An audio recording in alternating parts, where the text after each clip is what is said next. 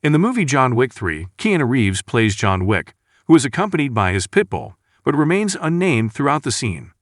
The opening scene portrays John in a race against time, as he has less than an hour left before being officially declared excommunicado, thereby rendering him unable to access hitman services. In addition, there is a $14 million bounty on his head that is about to take effect.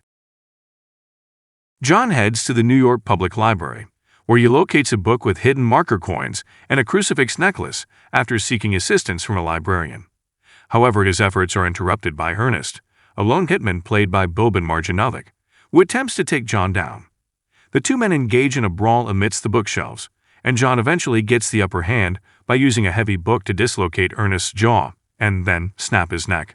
After the fight, John heads to the doctor, played by Randall Duck Kim, to treat his wounds. Unfortunately, time is running out, and the doctor is unable to complete the treatment before John's excommunicado status takes effect, putting his life at risk.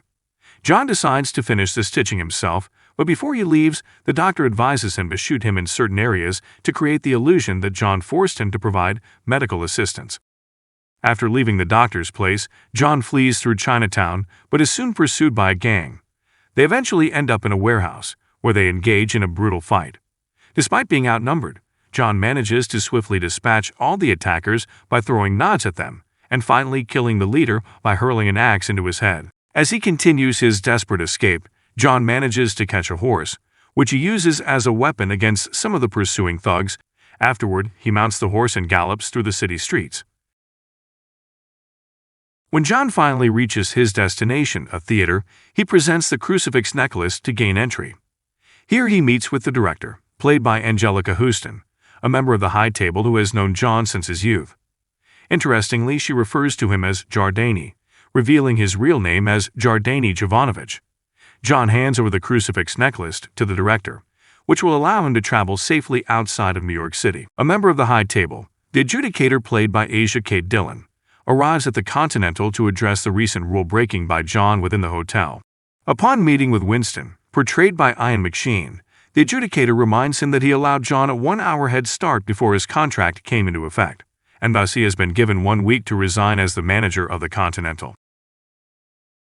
Likewise, the adjudicator pays a visit to the Bowery King, played by Laurence Fishburne, and orders him to step down from his position as he provided John with shelter when Santino had a contract out for him. Upon arriving in Casablanca, John is initially targeted by hitmen, but one guard intervenes as he recognizes John's purpose for being there. The guard then escorts John to meet with an old friend, Sophia played by Halle Berry, who is accompanied by her fierce German shepherds. John presents Sophia with a marker bearing her blood, a token of gratitude for when he protected Sophia's daughter and kept her hidden. Although initially reluctant, Sophia ultimately agrees to assist John in his quest. The adjudicator has discovered an assassin named Zero, portrayed by Mark Dacascos, and tasked him and his team with locating and eliminating John. Zero readily accepts the assignment. Sophia brings John to meet Parada, portrayed by Jerome Flynn, who has the information on how to locate the Elder in the desert. However, John will only agree to meet with the Elder if he seeks him out first. Parada demands one of Sophia's dogs as payment, but she refuses. In response, Parada shoots the dog. It was wearing a bulletproof vest, but Sophia is pissed, so she and John proceed to shoot up Parada's people while the hounds start chomping on groins, including Parada's. After Parada's cruel act, Sophia retaliates by shooting him in the leg. Sophia drives John to the desert as per their agreement, but once they arrive, she leaves him there. John walks through the harsh terrain until he collapses, only to be discovered by the Elder, played by Seth Tagmowli. The Elder understands John's purpose, but it's not until John explains his desire to keep Helen's memory alive that the Elder decides to offer his assistance. To show his loyalty, John severs his left ring finger and offers his wedding ring as payment. The Elder then agrees to lift John's excommunicado status if he kills Winston, to which John consents. Upon his return to New York, John is spotted in Grand Central Station by assassins who attempt to take him down. However, Zero's men intervene and quickly dispatch the attackers, as they want Zero to have the pleasure of killing John. John engages in a fierce battle against Zero's henchmen, and even finds himself pursued by them on motorcycles across a bridge. John manages to dodge their guns and katanas skillfully before taking down his attackers. Despite Zero's near capture of John, they both reach the Continental, where John is granted sanctuary and safe from harm. Once inside, Zero confesses his deep admiration for John and reveals that it would be the ultimate honor to be the one who kills him. John proceeds to meet Winston, who is aware of the High Table's order for John to assassinate him. Winston presents John with a choice. Either he can follow through with the hit and continue to live as a killer, or he can honor Helen's memory and live his life as a man. The adjudicator arrives to confront both Winston and John. However, despite her demands, Winston refuses to resign and John refuses to carry out the hit on him. Frustrated, she declares the Continental deconsecrated, giving permission for violence within the hotel. John and Sharon engage in a fierce battle against High Table assassins, but they are heavily armored in Kevlar, making it difficult for them to take the enemies down.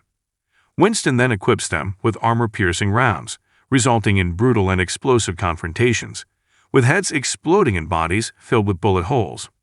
Once all the other assassins have been eliminated, John is faced with a final fight against Zero and his remaining men. Despite being thrown through glass cases, John ultimately gains the advantage and triumphs over them, leaving only Zero alive.